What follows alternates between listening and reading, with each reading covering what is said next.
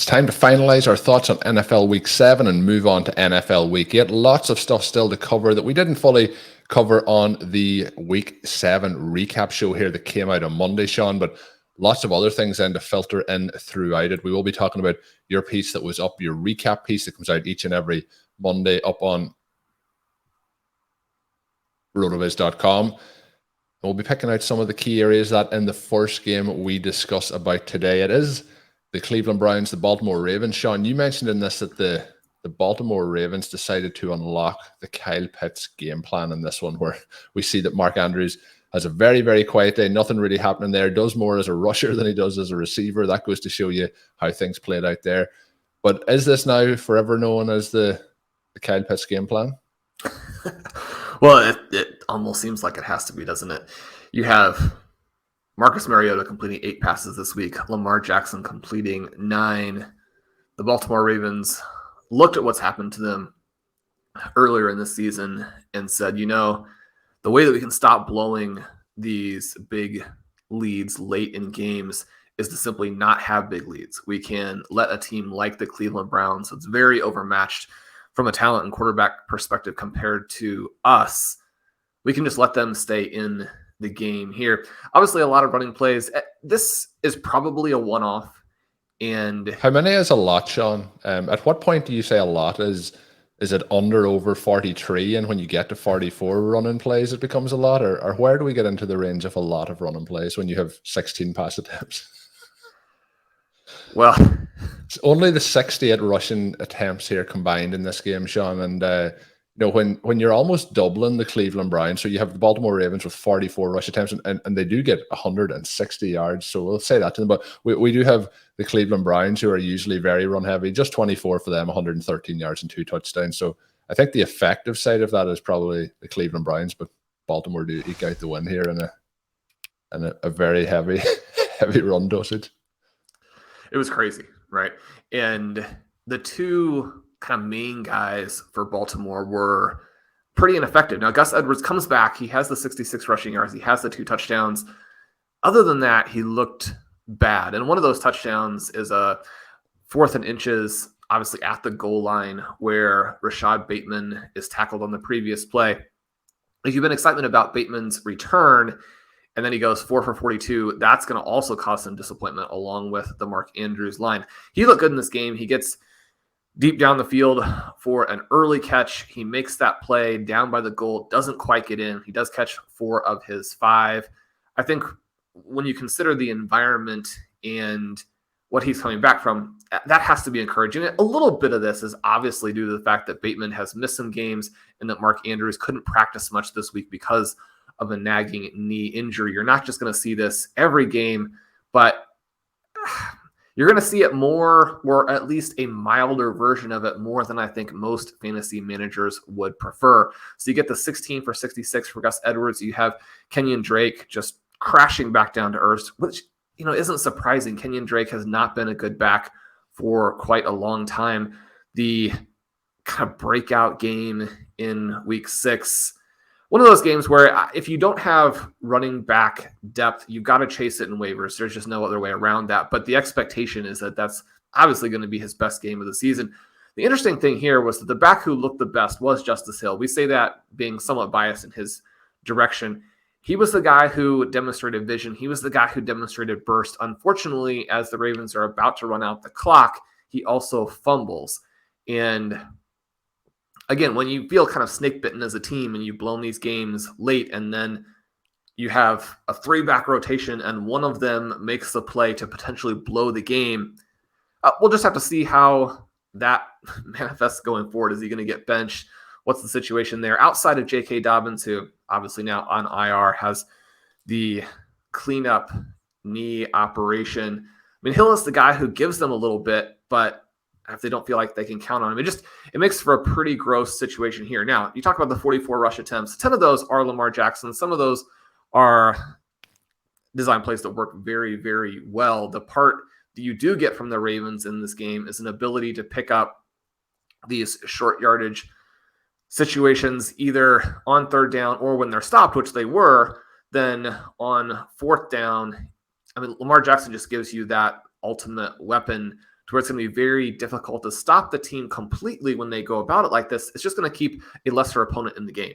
That you look to the other side of the field, and at least the Browns, it makes sense when they run the ball. They probably in some ways regret not getting Nick Chubb even more involved. He looked fantastic as he does every week. There's a massive separation now between Chubb and Kareem Hunt, who carried 5 times for 4 yards. Now, if you're a Chubb manager, it's pretty frustrating that he did vulture the touchdown late in the game. But this is a Cleveland Browns offense that not particularly explosive. The Ravens were through the line, constantly hitting these guys in the backfield. They get 5 sacks on Jacoby Brissett, which really undermines what otherwise would be a good line. He averages almost 10 yards per attempt, but they did not look good in the passing game. All of those stacks, stop drives, get the ball back to the Ravens that they can then sit on it. You have only 4 targets to Amari Cooper in this one. He does show more big play ability than has been his want of late. He goes for 74 yards on those 3 catches, but especially when David Njoku goes out late in this game, he caught all 7 of his targets. Again, he's been one of the, league winning, but definitely verging on league winning tight ends when you consider how barren the position has been after those top couple of guys. When they lose him, the passing offense really looks bleak. They're still looking for David Bell to emerge. He does catch a very important ball late, but just continues his diet of 1, 2, or 0 target games. The Browns need an injection of life at quarterback. Brissett not really giving them a chance to win games. And at the same time, he's playing a lot better than a handful of other quarterbacks. Colm, we're getting a big run of quarterback changes heading into week 8. Yeah, we're getting a lot of quarterback changes. We'll talk about that in a second. You mentioned, though, Njoku, he obviously is now week to week with his injury. That's unfortunate. In terms of what we would probably describe him as, I think breakout tight end is fair. He is somebody who has always had the elite athleticism and the potential, but it hasn't ever really come together in a stretch with this season in terms of the targets and the receptions and what he has been doing. He's only got in the end zone once, but he has looked very, very consistent. So it's unfortunate that they're going to lose him for that injury. The other part that's a little bit tricky for the Baltimore Ravens moving forward is I wonder which is the true Baltimore Ravens team. You mentioned about, not having big leads, so you're not giving away big leads, but they have scored 23 here, 20 last week, 19, before that then 20. Before that it was 37 and 38 points in those 2 games. So it is a situation where we've seen them start the season very explosive and putting up those points. And we've seen that a little bit quieter over the last few weeks. So we'll see what happens now moving in. Also, Mark Andrews definitely was limited in this game, is banged up, and he did not practice on Monday either, so something to keep an eye out. But he did miss a good bit of the practice participation last week, so hopefully he is able to get that knee back on track as we move forward here. Shawn, you mentioned the quarterback changes. That probably brings us to Monday Night Football. We'll be bouncing around these games as we go through it, but we do have the Chicago Bears, and we've seen this a couple of times, Shawn, this season, where we have teams who are big underdogs. It also happened in the Panthers game this week. The Bears weren't as big as underdogs to the Panthers, but they do head to New England, and New England have been very consistent. They've been playing good defense, and they've been playing pretty well on offense, enough to get it done. We've seen what happened a couple of weeks ago when the Detroit Lions went to New England.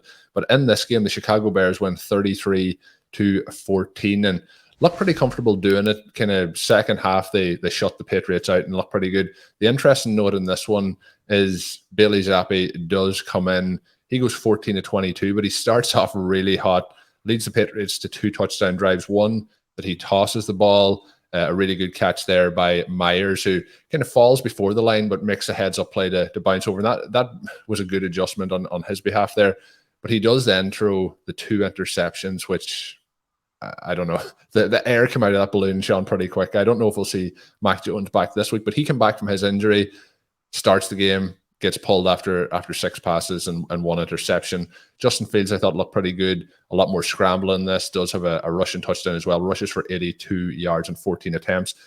They really and truly ran all over. I joked a moment ago about the running attempts of the Baltimore Ravens, but they do 45 rush attempts, but they do go for 243 yards combined, 2 touchdowns, 62 yards for David Montgomery on a touchdown. We get 62 yards for Khalil Herbert as well. Khalil Herbert also has 1 reception for 25 yards, which was a catch and run for a touchdown. We see Darnell Mooney get 6 targets, just the 3 receptions, but 53 yards going his way.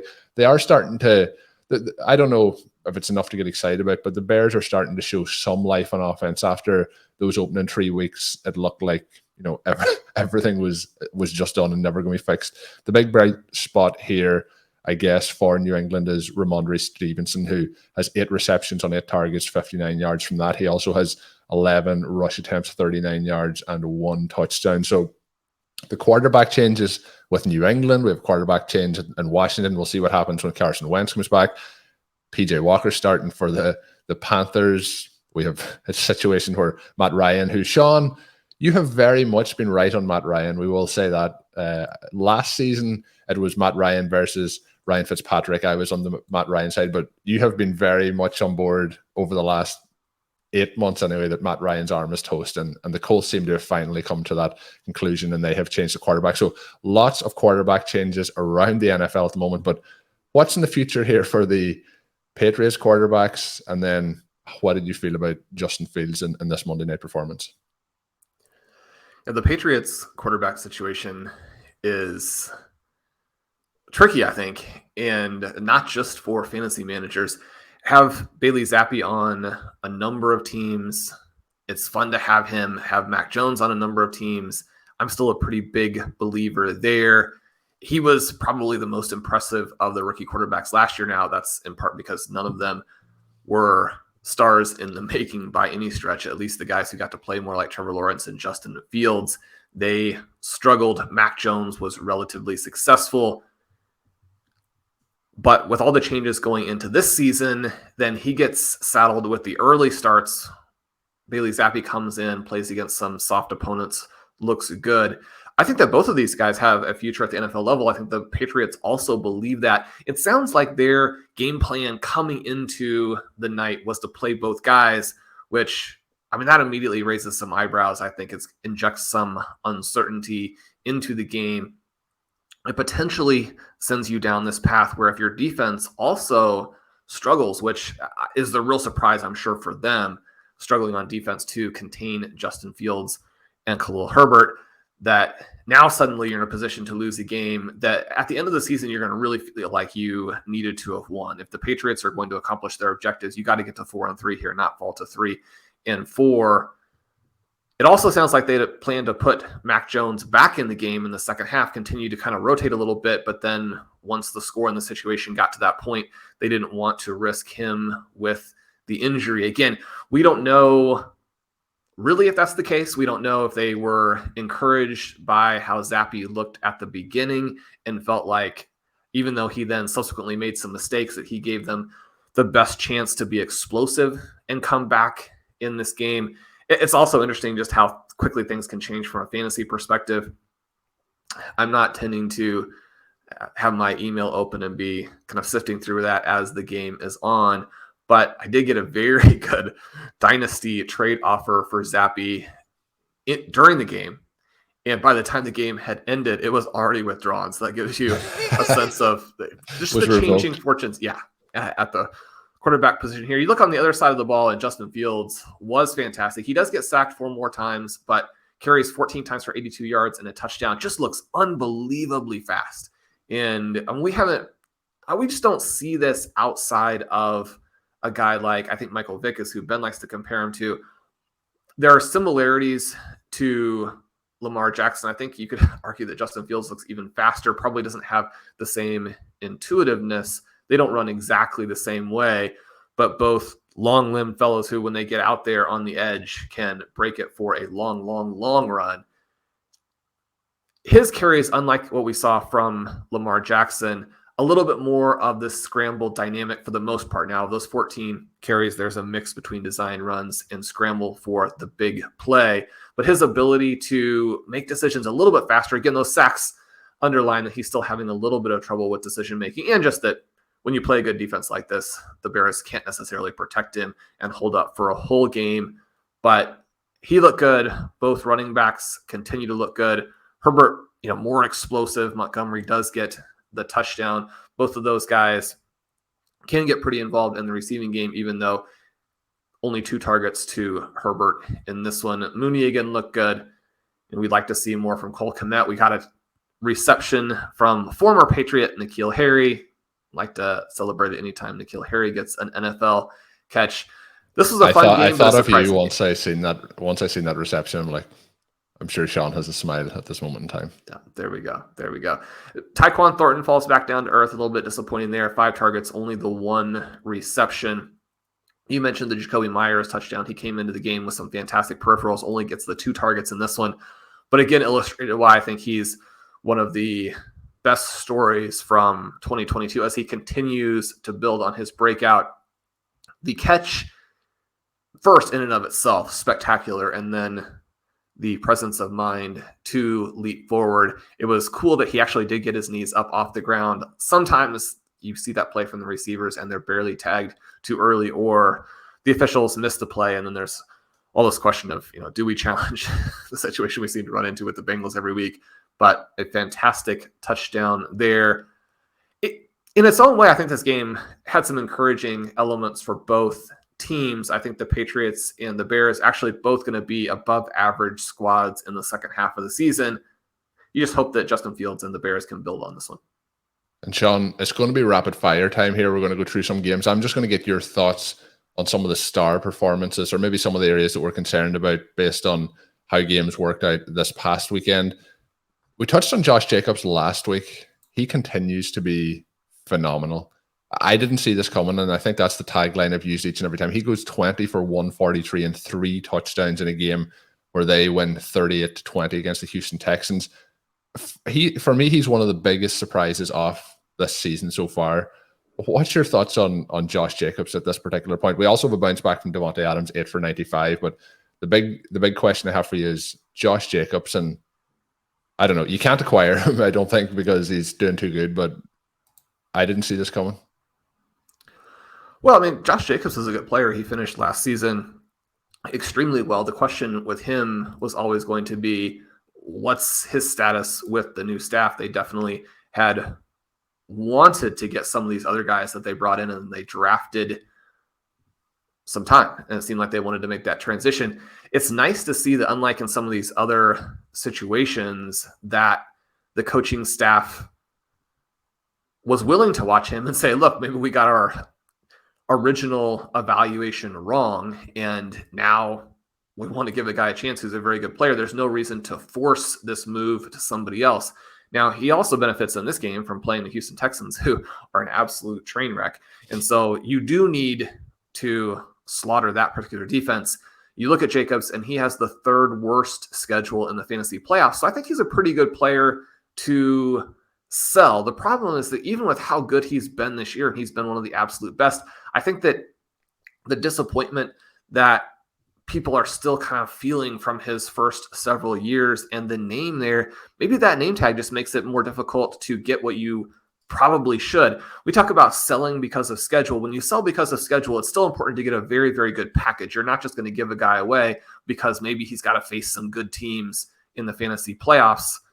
If you're going to make that move, you want it to be something that really benefits you, creates more upside. So as you reach out for those trades, if the opposing manager, if the person you're working with on that deal isn't willing to give you a package that represents what he's been doing, then you kind of have to continue to play him. There are a few more good matchups here. I think it's going to be difficult for him to maintain anywhere close to this type of scoring, but I mean, this is what you want to see from a guy, someone who comes out not worried about some of the things around him, not worried about Zamir White being there, not worried that, the team declines, your option goes out.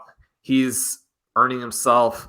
I mean, he's a running back, and he's not going to be some massive contract, but he's earning himself a good situation, a lot of money for next year. This is a cool story. Yeah, really cool story based on where he came from as well. A lot of his background was shared in the pre-draft process and when he was drafted. So really cool story. His luck I'm just blown away by how good though he has put it all together through this stretch of the season so far. The Colts and the Titans, I mentioned the situation at quarterback, Matt Ryan being replaced there. Tennessee wins 19-10, the game that really nothing happened. It felt like watching the game. There wasn't a huge amount to get excited about. We had the pick 6 or the fumble 6 for Matt Ryan, and then the Titans just kind of crushed it out from there with Derrick Henry having 128 yards rushing from his side. Paris Campbell, probably the big story from the Colts, 10 for 70 and 1 for him on 12 targets. But the quarterback change, Shawn, is the part that I want to touch on here. So we get a different quarterback, and then it's a situation where I don't think it can get much worse than what Matt Ryan was doing so far. He did have a big game in week 6, but I think there's a lot of smoke and mirrors around what actually happened in that contest. But Jonathan Taylor, 10 for 58 in this. Any concerns with Jonathan Taylor moving forward based on how this Colts offense has been moving through 7 weeks of the season? Yes and no. You had mentioned earlier in the show that I was right on Matt Ryan. The issue here is, whether or not that's going to play out in a way that we capitalized appropriately on in fantasy. Michael Pittman was someone that we encourage people not necessarily to completely fade, but to be aware on price, try and get him in those handful of drafts where he does slide a little bit. He still had a fine season overall, but this game right here illustrates a lot of the concerns. He goes 6 for 58. That's he's certainly not the only wide receiver by any stretch who's had some down games. But when you're drafting someone at the 2-3 turn, you do want that to be sort of his worst game of the season. And this is setting up to where he's going to probably have a number of games that are like this. If you're a Paris Campbell fan, and there was a lot of talk about Campbell during the preseason, and we drafted him on some teams kind of in those late rounds, this would be a great story if you have him on best ball. Then a 10-70 in one game right here is definitely going to help you for this week. The problem is that the Colts have been getting down, and then the coaching staff trusts Matt Ryan to throw the ball 44 times. As you mentioned, they only use Jonathan Taylor 10. From a game script perspective, you can argue that is okay, especially when you also got Taylor 8 targets. So he has 18 opportunities in this game. It's not like Jonathan Taylor is not. And they are the opportunities you want, because we're getting the targets rather than just running into the brick wall. But I don't think 8 targets is going to be what he gets on a weekly basis is the concern. Well, probably not. And so in all likelihood, the move to the young quarterback gets you a more conservative game plan. Taylor, still breaking enough big plays that, like in this one, he averages almost 6 yards per carry, but the defense more and more is going to be able to focus just on him, which they're already doing. And then you're into a dynamic where it just seems like it's going to limit everybody. Maybe it gives the Colts a little bit better chance to win. There's always the possibility that you have to consider that he could come out and play in a way that's not that dissimilar to what Bailey Zappe's doing. And then suddenly everything looks fine. Jonathan Taylor managers are excited. Michael Pittman managers, maybe not excited, but feel like there's at least some floor, and you get the occasional upside. Maybe he gets the ball underneath to Paris Campbell. But a lot of these underneath plays to Campbell and Taylor probably going to be a little bit more difficult for that young quarterback to execute. Now, we expect the younger quarterbacks and the less experienced quarterbacks to not be able to attack vertically as much, but basically what it comes down to in many cases, and the stats will back this up, is that you get a lot of Zach Wilson. And so the change from Matt Ryan to Sam Ehlinger here is that you basically have Joe Flacco, but a really weak arm version of him, down to Zach Wilson, which, as we've watched for the Jets, that just basically makes everybody on your offense unplayable, except for perhaps the running back, if that back can break off 60-yard touchdown runs. Jonathan Taylor hasn't had the big play this year. We still expect him to have some of those because of his size, speed combination, that long speed that we've witnessed from guys like Kenneth Walker and Breece Hall. Jonathan Taylor was breaking off those plays last year. He will do that again. Those plays are going to be inconsistent. You can't count on them on a weekly basis. This is a pretty bleak situation here for the Colts, and it's also frustrating for people who have some enthusiasm for Alec Pierce, as you should. But Pierce, he only gets the 4 targets in this one, despite the fact that Ryan throws 44 times. It's going to be difficult for all of those guys. But again, we're rooting for the players. We're rooting for the story. If this quarterback change launches the Colts, everybody's going to be excited about that, because I don't think there's anybody out there who really wanted another full season of Matt Ryan. Matt Ryan has had a fantastic career playing there in the Dome with Julio Jones and a little bit with Calvin Ridley. He was able to shepherd those offenses to some pretty big scores. Not a guy at this point in his career who probably should be an NFL starter. I think a lot of NFL teams saw this coming. The Atlanta Falcons, despite shifting to a quarterback where their preference is just to run the ball and plan for, I don't know, maybe a season in the 2030s, they were like, Matt Ryan won't work for us. That's a pretty bad sign.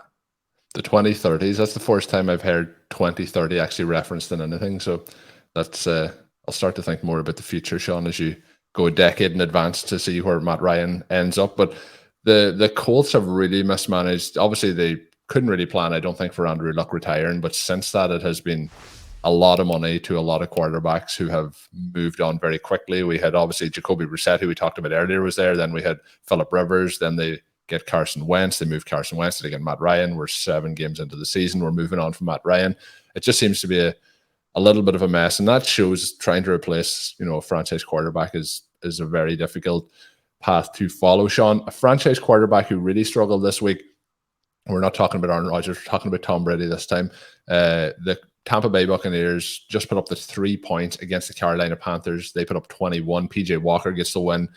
I didn't think we'd be talking about Tom Brady and Aaron Rodgers losing to Tyler Heineke and PJ Walker, both former XFL quarterbacks this week. So it's an interesting timeline that we're living in. We'll see what happens. But Shawn, the big takeaways, pretty much the majority of the Buccaneers struggled a little bit in this game. Mike Evans does have 9 for 96. He starts off this game with a really bad drop for a walk-in deep touchdown, which then set the tone, obviously, for the rest of the day for the Buccaneers. But DJ Moore has a really positive game from him. 10 targets, 7 receptions, 69 yards, and a touchdown going his way. We also had Dante Foreman and Chuba Hubbard, both having pretty nice days. 118 yards rushing for Foreman, 63 yards and a touchdown for Hubbard. But I think both of those guys are going to be in and out, inconsistent. There will be some big games, I think, along the way for both of those guys. Both players that we like in certain ways, but DJ Moore, Shawn, is the key takeaway from this game. So we have PJ Walker, 2 touchdowns, 177 yards, but for Moore to get those 7 receptions, 69 yards and a touchdown, I think is a major stepping stone. Can we hope that if PJ Walker is in there for a couple more games that this can be sustained? Because at the moment there is no real other targets available outside of DJ Moore in this offense. We move on Christian McCaffrey, move on Robbie Anderson. It has to be DJ Moore time. Well, we like Tommy Tremble. He scores a touchdown in this game. I didn't want to steal your thunder, so I was letting you give the Tommy Tremble stat. Really nice 29-yard touchdown. They get an 8-yard completion to Laviska Shenault. I mean, let's go. Those 20th round best ball shares of Laviska Shenault are looking great with that 1 for 8. With the 1 for 8. So, yeah, I mean, DJ Moore, obviously the guy that the Panthers have here. It's cool to see PJ Walker get to actually play a little bit after what they did to him in his first start. Some of these teams, I don't understand why you're bothering to limit your quarterback when your team is more or less trying to lose all the games, when you're tearing everything down. Let the guys go out there and have some fun. PJ Walker has flashed at times at the NFL level. You mentioned some of these other formats that he's played in and earned this opportunity. You've got a guy with a live arm and some ability to move around back there in the pocket. Go ahead and take your chances. See what you got there. If you're just going to run the ball and throw the ball horizontally at the line of scrimmage, which is what they did the previous week, then you're just going to embarrass yourselves and not learn anything. If there's anything there to be learned, there probably isn't, right? You need a whole new cast of characters for this Carolina Panthers team, but at least make some attempt to develop your guys. We wrote in the Zero RB playbook last week that Chuba Hubbard, Deontay Foreman, 2 of our favorite sort of, I don't know, they're really below the radar. People are familiar with these guys and their stories, but Foreman came into league with a 98th percentile freak score. He's a guy who has a size-speed combination that few backs in the NFL actually have. Obviously went through a lot of different trials and tribulations early on in his NFL career, more or less ended up being a bust, but then has made some changes and has been able to rectify things to where, I mean, he's probably a legitimate NFL running back. He breaks off several long runs in this one. Chuba Hubbard, a former sprint athlete who has a 2,000-yard season as a sophomore in college. These guys can play a little bit. And, I mean, you probably just saw the best game of the season from both of them. But when you lose Christian McCaffrey and your team is terrible, but you have 2 backs with this kind of talent waiting in the wings. I mean, the Baltimore Ravens don't have two players like this on their roster. So that part of it is pretty fun. On the flip side, we get some Rachaad White carries as Leonard Fournette struggles badly. Fournette, more a back that you can use when things are going well as opposed to when things are going poorly. Chris Godwin, 13 targets for 43 yards. They've got to get him involved a little bit more down the field if they want the overall value of what he brings to the table to come in here. You think about when he was the overall wide receiver 2, it was not a bunch of wide receiver screens and passes immediately across the line of scrimmage. 28 targets for Evans and Godwin in this one, and they go for only 139 yards. I think if you look at the game script here and you were following along on the bottom line as Sunday morning, or at non-West Coast time zones, Sunday afternoon progressed, it was pretty hard to figure out what could possibly be happening in this particular game. You're thinking, well, at the very least, we're going to get a huge target volume from these two players. And you do. They combine for 28 targets, but still fairly limited fantasy points. One of the biggest disappointments, I think that they'll still come out of it, but 2022 offering some unique hurdles, and you almost feel like some of the veteran quarterbacks are struggling with adjustments that the defenses are forcing them to make and that their coaching staffs are asking them to make. Feel like they know what to do. They've been here before. They want to play it the way they've played it for the last 20 years. And for some of these guys, it's literally 20 years or more. We've got to have some of these Hall of Fame veterans make adjustments just like anybody else if they're going to go on and have the type of season within this defensive environment, within this scoring environment.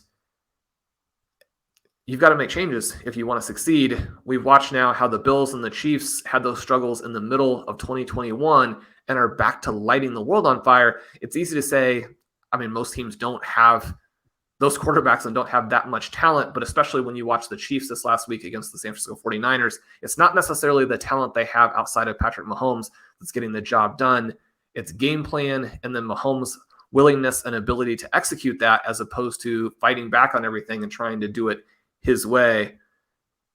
The second half of the season is going to be more explosive. We're already seeing a lot of those changes, but the fact that veteran QBs are struggling, like the Packers, like the Buccaneers, you're going to see games from them later in the season that are maybe a little more similar to what the Arizona Cardinals came out and did on Thursday night. These teams aren't going to quit, just like the Cardinals didn't quit.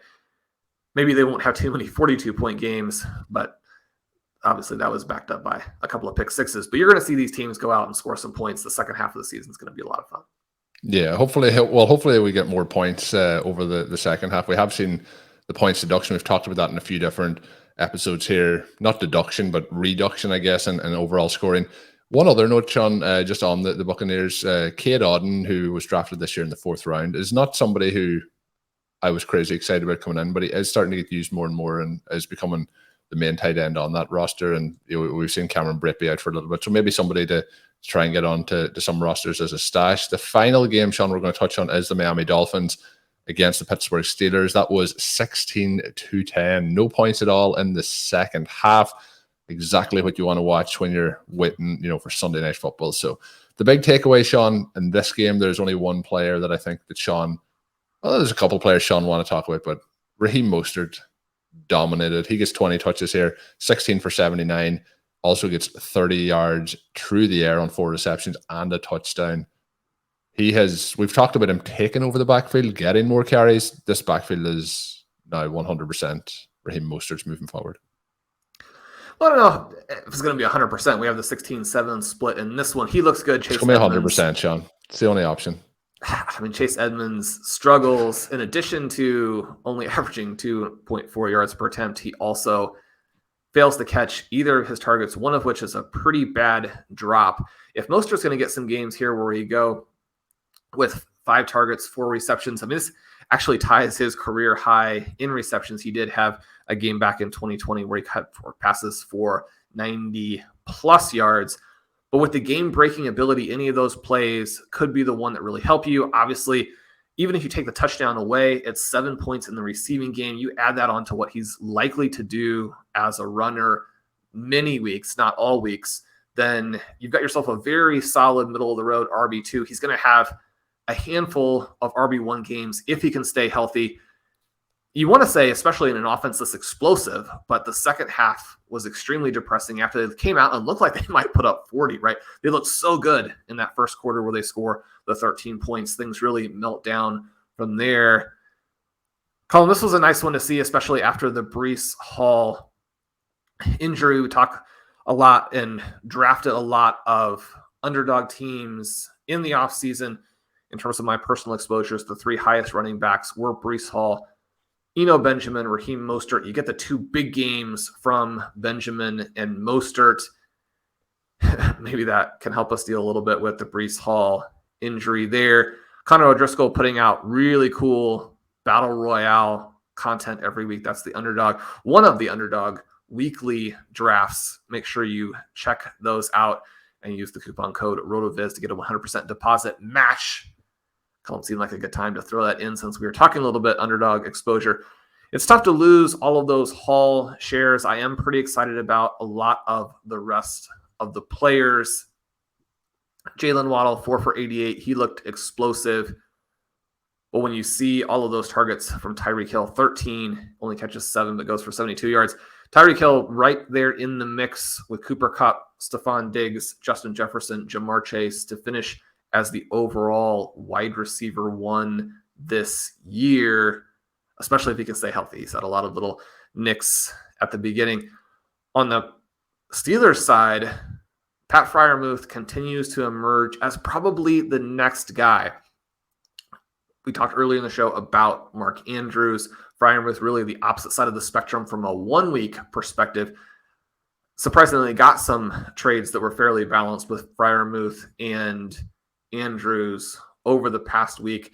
That shows how quickly things can shift when you have a pretty decent gap in the age of the players and when you have a pretty large perceived gap in how they may play it going forward. There's no question that what's happening in Atlanta is going to scare fantasy managers off of any skill players who could fit into that same category. And I wrote up the Ravens using the NFL Pace tool that we have on the site. Really cool information there. You can split those out and break down the pace, the pass run, the seconds to snap, all of those different elements in a bunch of different game contexts. So if you're wondering how a team plays in this environment versus that environment, you can find that out. You can go back and look at some previous seasons. You can see just how run heavy the Ravens were from 2018 to 2020, what that meant for Mark Andrews, a guy who has had remarkably stable results full season in a handful of key metrics, and his scoring levels dramatically different depending on how the Ravens play offense. Well, you bring that into a different game situation here, and you see Freiermuth drawing the 9 targets, going 8 for 75. Really, at this point, the only thing that's going to keep Pat Freiermuth from eventually being, probably not Travis Kelce, because nobody or almost no one is going to get to that level, especially not consistently. But if you talk about a guy who potentially could fit into that Darren Waller, George Kittle, Mark Andrews group, and maybe not the peak seasons even from those guys, but the more normal seasons that they produce, you think about the fact that there have been injuries and underperformance and then age for those other tight ends. And because Travis Kelce has played for so long at such a high level, it's tempting to apply his trajectory to some of these other guys, and yet that's not the way it works, right? Especially at superstars, you do have some of those players play well into their 30s. Most NFL players are still going to fade as they go into their late 20s and then have just so much risk from an injury perspective. The young guys, when they get injured, they come back, their teams give them more and more chances to show they can still do it. The veterans teams are going to move away from for the same reason that fantasy managers move away from them. So you have all these different types of risk. Freiermuth, a player who probably has the best chance of becoming the next guy. He's not obviously a buy low. In some ways, he's a buy high, but he's a buy high on the idea that he's going to continue to go higher. I think the only thing that can keep him down would be concussions. The other player who I thought looked really good in this as well, George Pickens, 6 for 61 on 6 targets. He also gets a touchdown. He's continuing to develop as the season goes along. So we'll see how they do as the remainder of the season progresses. It's exciting to see some of these young rookies, starting to progress. We had some flashes earlier in the season that have calmed down, maybe like Garrett Wilson. We hope that really increases back to what it was, early in the season in the second half. But it's interesting, Shawn, when you're looking, on Tuesday or Monday through some of these best ball rosters and to see how the land is starting to settle with bye weeks coming in, with injuries, with some of the changes as well at the quarterback position. Like I mentioned, there's going to be some teams that maybe were 2 quarterback bills that had a Matt Ryan in there, that had a Mac Jones, that now maybe a Carson Wentz, who these weeks are being missed, even with Tua and how positive his start to the season was. He did miss those weeks after the concussion. The quarterback position has been a little bit disjointed outside of those truly top tier elite options, and that has made it very interesting to see how it progresses. There's some people I was talking to in direct messages over the last couple of days talking about how some of the teams look, and I was saying that there is going to be some of these teams that are sitting in 4th or 5th that are in a lot better position than some of the teams in 1st and 2nd, and they're going to start to fall down based on how the rest of the season goes on with the draft structures that we implemented in the preseason. So it's going to be interesting to see that develop now over the next 5 or 6 weeks, and then we make that push down the home stretch. But Shawn, that is the 2nd episode of the week. If you haven't checked out the full recap show we obviously covered some of the games here. We covered a lot on the instant recap show that came out on Monday. Go and check that out. That was actually our 500th edition of RotoViz Overtime. So that was a pretty fun one to record with Shawn. I think we covered a lot of good stuff in it. So if you're only checking out today's, you haven't checked out the first one, we talked about all the other games in that one. So have a listen, check it out. If you are signing up to RotoViz and you want to get yourself an NFL pass, you can get yourself a 10% discount using the promo code RVRadio2022 at checkout. Gets you 10% off, gets you access to all of the tools, all of the content. Shawn mentioned some of the tools earlier in the show. We mentioned about the Baltimore Ravens being covered in that article and them going with the Kyle Pitts right. There is other things covered like Breece Hall's injury and a lot more covered. So check that out up on rotoviz.com. My name is Colm Kelly. We'll be back on Friday with the Friday edition. You will get that one though on Thursday if you are subscribed on the RotoViz Overtime podcast feed. But until we are back with that show, you can follow me on Twitter if you do so wish at Overtime Ireland. You can check out all of Shawn's work up on rotoviz.com. And until we are back, have a good one.